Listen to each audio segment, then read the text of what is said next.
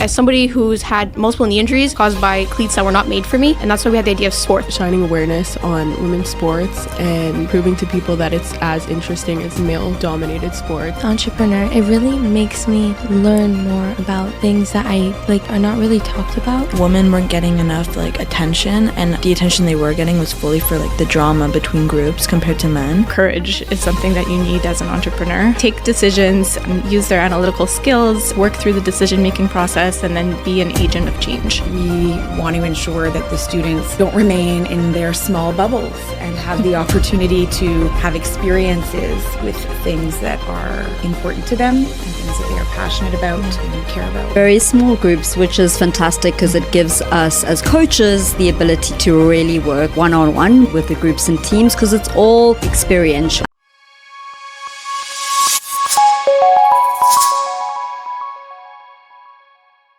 It's a pleasure to have you on the Montreal Entrepreneur Podcast. I'm excited to have you here. Thank you for having us. Great to be here. Nice. Happy to be here. And today we're representing ECS School. So Casey, we're going to start with you. Can you please tell us what is the school about? So Miss Edgar's and Miss Cramp's School actually is vested in great tradition. It's been open since 1909.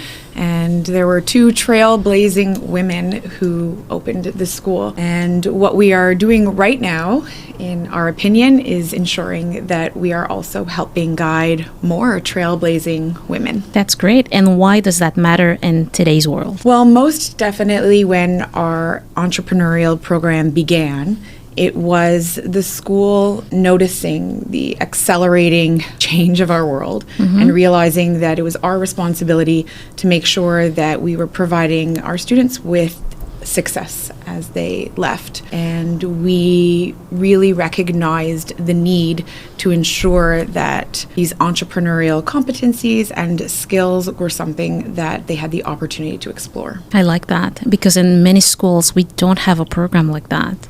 No, I mean, growing up, I didn't have the opportunity to touch on any of the mindsets and skills that we're trying to expose these students to right now. And I wish that I had at least touched on even one of them. It would have been, or at least been made aware that's why I would need them, or that's what they would be good for, or how to apply them. And what are some of the skills that you find that the kids, they take out in the real world? So I would say that courage is something that you need as an entrepreneur, and we're teaching them to be courageous. We're giving them a sense of agency, so we're teaching them what agency is and how to use it for themselves. What does that mean? Please elaborate on that. It's being able to, take decisions, use their analytical skills, work through the decision-making process, and then be an agent of change. So one of the terms that Casey used was trailblazer. And I mean, in a world with 7 billion people, sometimes it's hard to stand out, and giving the students the tools to have a sense of agency and find their place in the community as engaged citizens is something that is, I think, priceless. And the school's mission, for example, where do you see, since the beginning, 1909, I checked online, up until now, I'm sure there were many iterations that were done. How was the progression? Well, I think in specifically discussing the entrepreneurial program, it's definitely gone through various iterations as we have played in the landscape and tried to figure out what would be best for everybody involved and all stakeholders. And I think what's really great is that we're in a place right now where we have noticed that a lot of decisions that we're making currently are having great effect on our students. Okay. So when the platform began, it was taught by our faculty. And our faculty were great at understanding the need for this. But what we clearly saw is that the students would really benefit from having professional entrepreneurial coaches come and support them. So both Ondine and Sabrina came to us in that way. And what they have been able to bring is that real world experience. And I think that that is a big part. We want to ensure that the students don't remain in their small bubbles and have the opportunity to have experiences with things that are important to them and things that they are passionate about and care about. So when you mean faculty coaches, that's what you called them before. Right. So these were teachers? Current teachers at the school. That didn't have any entrepreneurial background? That's correct. But we did a lot of professional development and worked on trying to find the best support system because we definitely knew that this was necessary. So it was one of those things that there was a skeleton and the idea and that one wonderful nugget of an idea and then playing around with how to create the right framework and how to run it properly. I understand. Because I remember when I was in business school, there were a lot of the teachers, but they've never run a business before. So there are some insights that are missing, right? They're just teaching us what's in the textbook. They cannot bring any real life example of something that happened. And then you can see the difference because we had one teacher that ran his own business. And when he comes to the school, that was our favorite class, because when he comes, he tells you about the failures, all the things, how exciting it is, things to watch out for. So I understand the different perspective. Well, what I was thinking actually while you were talking was I recently had a conversation with a friend of mine who teaches at the university level. He's not a teacher, not a trained teacher, and he was talking about the struggles of being an engineer and having to teach and not really understanding the best tools and methods to teach. And then you have where entrepreneurs going into a teaching environment where I luckily am trained as a teacher as well, but I think that you need both. So we lean on the teachers to ensure that, our thoughts or ideas are all coming across in a way that is really respectful of the way students learn. And the teachers are leaning on us to make that connection to real world experiences. So I think that it's not a vacuum. I don't think that you can have it one way. I think that you really need to lean on each other to kind of create that really symbiotic relationship to make things work well. That's a very good point. Yeah. And so you have your own businesses outside the teaching, right? Yes. I work in designing startup accelerators and incubator programs all across the world for adult entrepreneurs who are looking at designing organizations that do good in the world and that are even beyond kind of sustainable, but are looking at spaces of regeneration. Yeah. So businesses that give back more than they extract from people and our planet. And so what's been so interesting about working with ECS is taking some of the incredible tools and methods being pioneered in some of the most innovative spaces around regenerative business design and bringing them into the classroom for students, to be honest, are going to need to understand the impact of anything they do in our world today, because things are, of course, becoming quite critical from an environmental perspective. And so it's been remarkable, and some of the kind of tools and methods that we're using here are probably some of the most advanced that we see in the world today. And the students have just absolutely loved engaging with them. The Flourishing Business Canvas, the Impact Gaps Canvas, these are all systems design tools that introduce students to new language that they will be required to know in the world today around business. I see stakeholders here. Stakeholders, value co-creations, things like biophysical stocks. How are we engaging and relating to our planet? And they have just excelled using these tools and being introduced to these new concepts. And honestly, we are building, I think, leaders of the future. If we can start at a school level, and this is a big experiment, I think we are setting up, these students and our world for greater outcomes. But why do you think in other schools they don't implement something like that? I think every school aims to find something that is a differentiator. That's definitely a goal. It's a lot of work. There is not a curriculum out there that is already set for what we are doing. And so that's a big task and it's a big ask. And so I really think that we're fortunate that ECS has defined these skills and these mindsets as being just so very necessary, and putting everything into creating the best framework, the best design, the best curriculum, employing the best people, and allowing the students to have that space to design and create and innovate. And I think that it's going to take our students far places. And I'm curious to know, I don't know if you know the statistics, when they leave school, what field do they go into? Because we're fairly new at running this program in the middle and senior, we haven't defined the full statistics yet. We're kind of using our current grade 8 class as the benchmark, because they have been the ones that have also experienced our entrepreneurial program in the elementary school. And I think that that's something that's very unique as well, starting in kindergarten, that they have these classes. And I think that's an important point of differentiation between other schools and ECS is, before joining the team, I think I looked at other schools and they often offer a program in entrepreneurial training or mindset teaching or skills. But at ECS, it's really something it's instilled in the kids and open to them as of kindergarten. So from kindergarten all the way through to grade 11, they have the opportunity to build these mindsets. And I don't know any other school that's offering that kind of commitment to ingraining so early on in students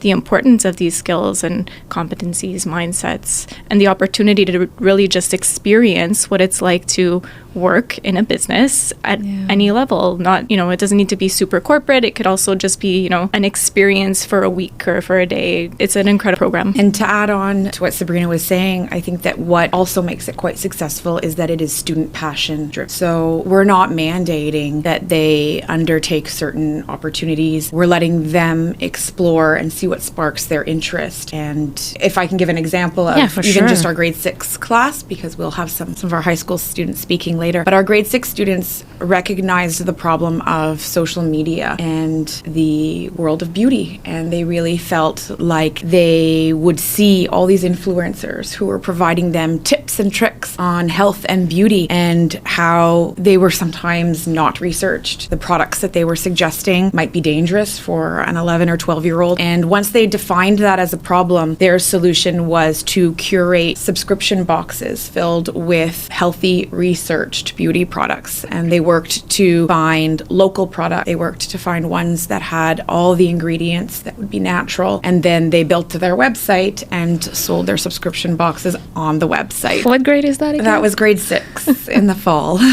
And what age? That would be 11. 11. Wow. 12 years old. They did all that research. They did all of that research. Build their website. But it came from their heart. It came from something that they were feeling, something that they were noticing. And I think that that's a big part too. We want to encourage that curiosity. Yes. And Go ahead. This year, we have really focused on the Sustainable Development Goals as kind of an overarching theme for all the students. So exploring the 17 goals, and then students being able to kind of relate to the ones that they felt passionate about, that they felt matched their values, and they centered their projects on one of the goals that they had researched. And from a research perspective, we also know that, entrepreneurial competencies, and this was research that came out of the EU, build citizens. So the development of entrepreneurial competencies actually have an impact whether someone is going to become an entrepreneur or not, more engaged and more proactive citizens overall. And so there has been a move in Europe to invest in more entrepreneurship competency development across schools and universities. And we haven't seen the same kind of uptake in Canada as an kind of an overarching theme. But that is one thing that, at ECS we really recognize, that no matter whether these students become doctors or lawyers or engineers or entrepreneurs, the things that they are learning and experiencing, because this is not a theoretical class, this is a real experiential class, are absolutely going to be able to have an impact. The kinds of skills that we're looking at building across the program, in fact, have just come out in the latest World Economic Forum's Skills to Have of the Future. A lot of the competencies that we are embedding in the programming are in the latest report. Things like systems thinking, empathy, design. So really encouraging. What's the statistic about the number of startups that fail? 75%. Oh, it could be more. And imagine if these people had been equipped with these skills, iteration, framing problems, exploring their assumptions early on in the process of their startup. They would potentially have been set up to create something that was maybe had stronger bones, a stronger foundation. Resilience to failure, it's a big one that we really encouraging. And how do you do that? Creating the space for students to be able to make mistakes and fail, and that it's actually encouraged, and how then do we reflect and learn from those to better our idea and improve it. One of the big things that we're trying to instill in the girls is teaching them to reframe failure. So there's a learning that should come from failure, and oftentimes students sit with failure and don't really understand how to reframe and take that and build upon it and set themselves up for their next opportunity. Yeah. So I think that instilling that mindset from early on is a skill that not most of us probably didn't grow up with. I agree. But I would like to give us a practical example. Like, like a student comes to you and say, oh, I failed my exam, or the project is a failure. Maybe that's what they're saying to themselves.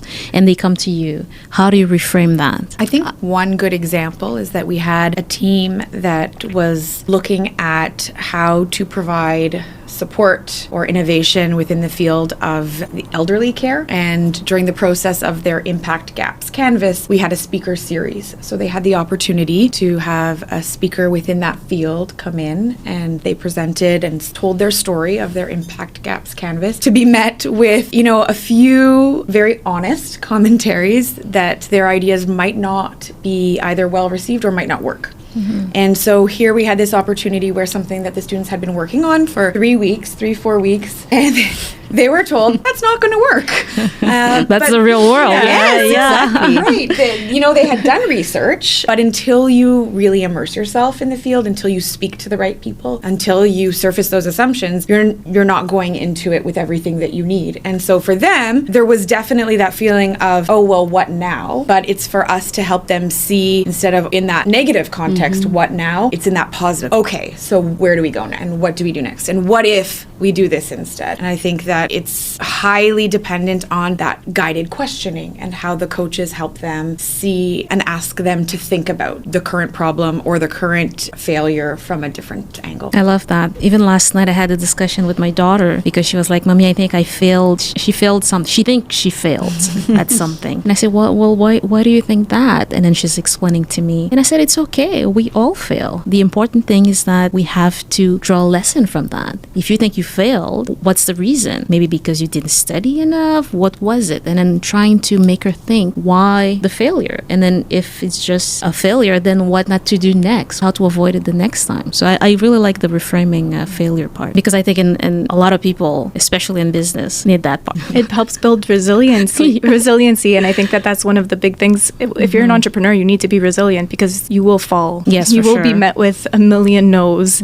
So you need to keep finding different ways to get back up. Otherwise, I don't think that you can work in that field or live that life. It would be too difficult. Fail forward. That's what it was. Fail fast and learn quicker. Exactly. Get back up quickly. Was there anything you think I missed that we can add?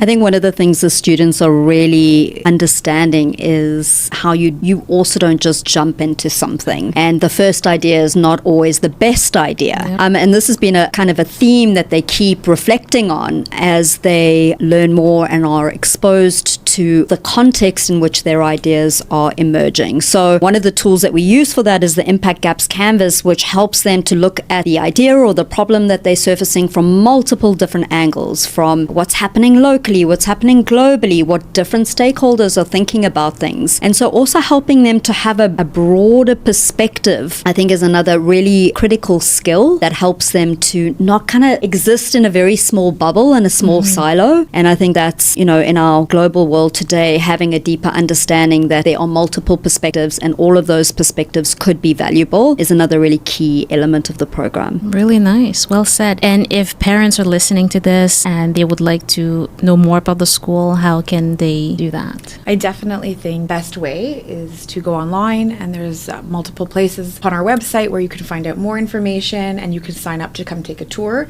Definitely when it comes to the entrepreneurial program, having their daughter come and spend a day at ECS where they can actually participate in what we're doing would be a great way for them to see and feel what it's like to be a part of this. Be a student for a day. Yeah, that's right. Well, perfect. So now we'll bring in the students and we'll ask them some questions too. Marley. Yeah. Okay, so continue. Okay. So in our entrepreneur class, it's cool because we're kind of like a family and we all work together super, super well. And it's just amazing how we're just able to all combine our ideas together, and we know each other's strengths, and it works really, really well. And of course, we have an amazing coach that's able to kind of hold the fort down for us, and she sets us up with a proper structure so that we're able to come up with our entrepreneur plans and stuff like that. And who's that coach? Miss Auntie.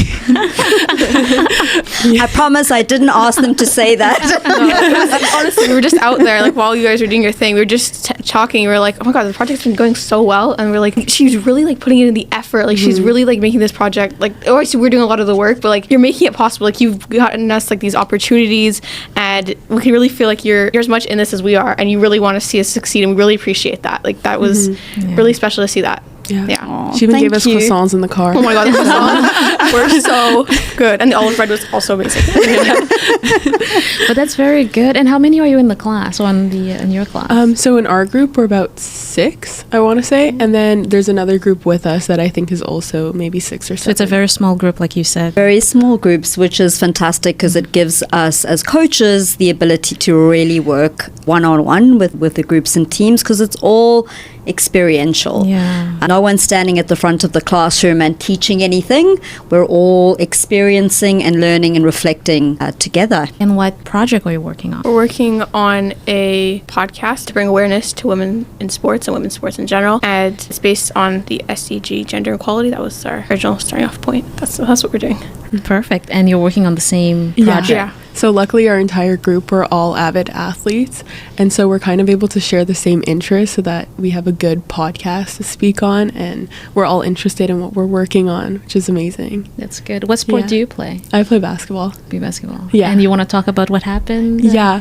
So I experienced a concussion a week ago last Monday, and it was during a game, and I got an elbow to the top of my head, and I think I fell unconscious like 4 times. I don't really remember.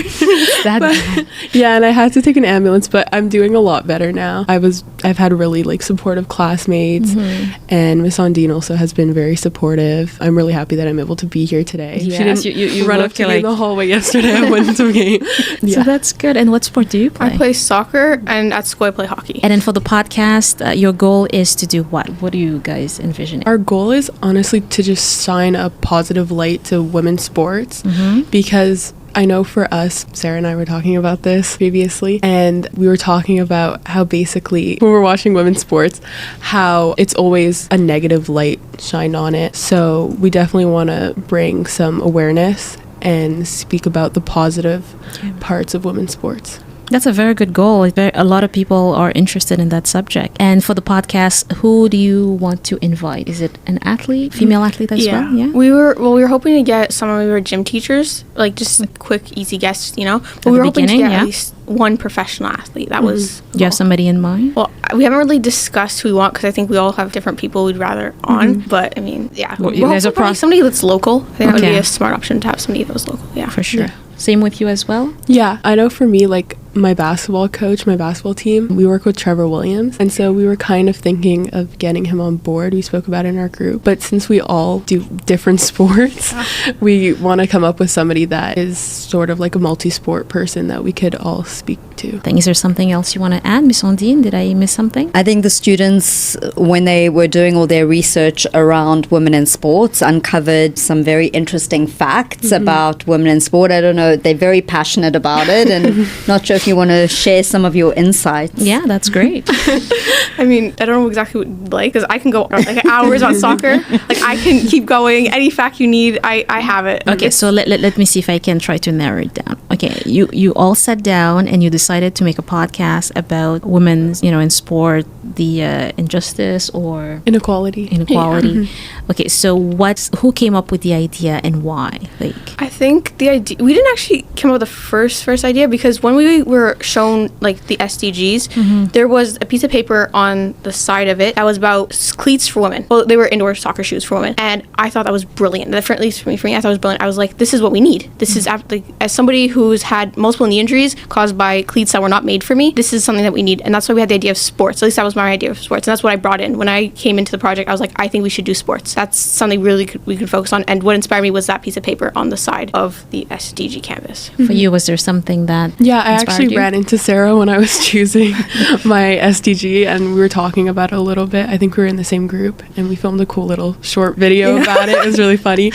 But me, it's the same thing. Honestly, just shining awareness on women's sports and proving to people that it's as interesting as male-dominated sports, and that everybody should have the same opportunities in the same field. Brilliant. Really nice. That's about it. So we'll bring in the other two, and they can share their experience as well. All right, Mila and Naomi, nice to have you on the show. We already spoke with your coach, Sabrina, and now it's your turn. Tell me what you like about the program. I think I like how loose it is. Like, not loose, but I like how easy it is and how the teachers are really understanding and there's no deadlines. Like, it's a discussion between us, and they're telling me how I can, like, my future and how I can learn. And I think it's really interesting, and it's so different from all my other classes, like math and English. There are tests, and I need to study. But these teachers, they're just telling me how to do it, and I understand it, and it's preparing me for my future, which I like. So it brings out the passion in you. And yeah, and it helps me, like, now I know, like, what an SDG is, and I know what I want to do when I'm older. I know what I'm passionate about and what my values align with. So I think that's really helped me. Do you want to say what it is for those listening that don't know what SDG is? So our SDG, well, it's kind of like an SDG, like there is the one here, which is gender equality. So that's something I've always been passionate about. And then there's other, like, battling homelessness and environments, like fighting for the environment, which of course is very important. But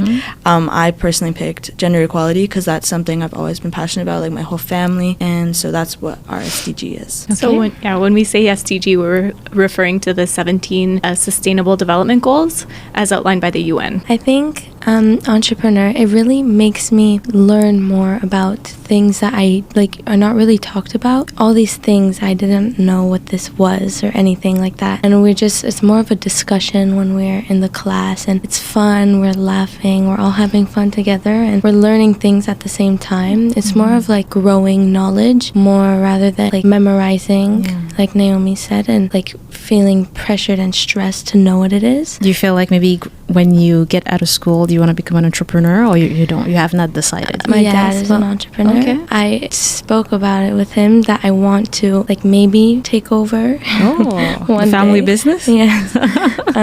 He loves that idea. For sure. So yeah, I really want to do that, but he's going to teach me some skills, but he never had this, so he kind of had to do it on his own. So I'm kind of privileged and happy that I have it, the knowledge. Do you want to add something to that? Well, like Mila too, my mom is an entrepreneur. Okay. And I think this course has really helped me understand how much work she has to put in and how much determination it takes to become an entrepreneur. Yeah. I never realized how many mistakes you have to make before you get something good. And I have so much more appreciation. I always appreciated what my mom did, but now I understand the full story behind it and how hard she had to work to get to this point. A lot of failures, like you said, a lot of testing, let's call it that. Really nice. And what projects are you working on now? Now, our end goal, ideally, is to maybe have a bit of commercializing something like that at the Bell Center. We want maybe a little commercial to slide in to show that people could go join our podcast and listen to it to learn more about what we've been working on. So about gender equality in sports and the pay, how women are paid a lot less than men. Not only that, but just a lot of things. We're just doing research and we're making our plan. What was the one thing that maybe sparked your interest in this topic? Well, we all do sports. When I was little, I always wanted to go maybe professional in soccer, but I think as we grew up, there's less help towards girls. I find the boys had more support in going professional one day. So I think that dream kind of closed a bit and it's more narrow right now because I never got the support that I needed because I guess people don't think that girls could do as much. So that's a great explanation of what inspired you to do a little bit more research into this topic. And then that was the gap that I think we identified, right? That was we worked on the Impact Gaps canvas in class. And that's really looking at their topic of gender equality and trying to understand, what's being done in this area to close the gap. And then they had to decide what's not being done. They had to do some research into all the things that are being done, all the things that aren't working, and then identify a place where they could maybe add value. And so where did you decide that you could add value in terms of gender equality? Well, we knew women weren't getting enough like attention, and the attention they were getting was fully for like the drama between groups compared to men. Like stadiums are not full for women's sports and things like that. So we wanted to do something that is like not interactive, but is still like puts women in the spotlight. And so we decided to do a podcast like this, which is why we're here, because we get to learn about how this works. And that's why we kind of decided to go with a podcast, just so people can learn about this in a fun way. Amazing. So I'm sure you're getting a lot of support from your parents as well, and the rest of the team. Yeah. And what sport do you play? I do ballet, which is, so I'm in a very like female-oriented kind of sport. Like we need more guys in it, but it's still like, I don't think ballerinas are seen as like very unable to do things. Like I feel like there's this like attitude towards ballet that is so untrue. Like I look at these girls around me and I see how hard they work and how hard it is to do these things, and I think that that's still just the attitude towards women, how they can't do things. So I think ballet kind of shows that attitude still. Yeah. Is there something that I missed? You guys want to add? Is there anything you guys wanted to share that you didn't get a chance to talk about? Well, actually, it's a little anecdote, but go ahead.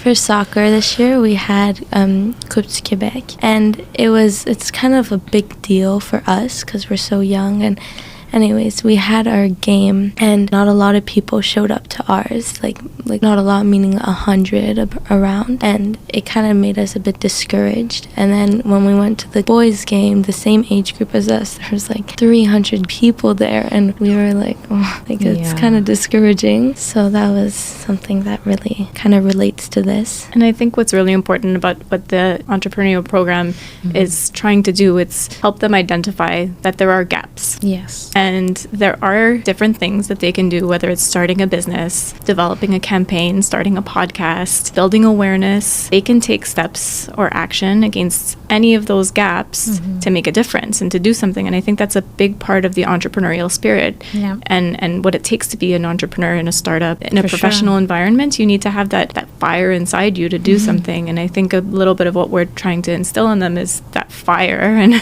you can see that each of them can make that connection to their own values and reasons for being passionate about this. But I think that once they're able to spot that, I think later in life they'll be able to identify those moments when they really need to take action. Identify problems and then see how you can bridge the gap. Amazing. Yeah. And for the podcast, do you have somebody in mind you would like to invite, an athlete in particular? We haven't really established that yet. I'm not sure. There's this girl on Instagram. Marley and I were posted onto that, and she goes to watch games of ours and takes pictures and shows that girls could do the same thing, and there's no difference. It's just a stereotype that everyone has. So we wanted ideally her, and then we're not sure if she's gonna answer us. I mean, hopefully We have to reach out. Exactly. And for you? Same as Mila, I'd just be happy with anyone really who has a story to tell and who can understand how difficult it is to make it in this sort of industry. And I hope that that person really influences and brings hope to these girls. Wow, beautiful stories. I like that. Well, it was a pleasure to have all of you on the show. Thank you Yes, so much. thank you. And I'm sure you guys are going to do great Yeah. with your projects and in life, your drive, your passion, and you will inspire others to do the same. Thank you so much Thank for you having so us. much. We appreciate your time. All right, well then, until next time.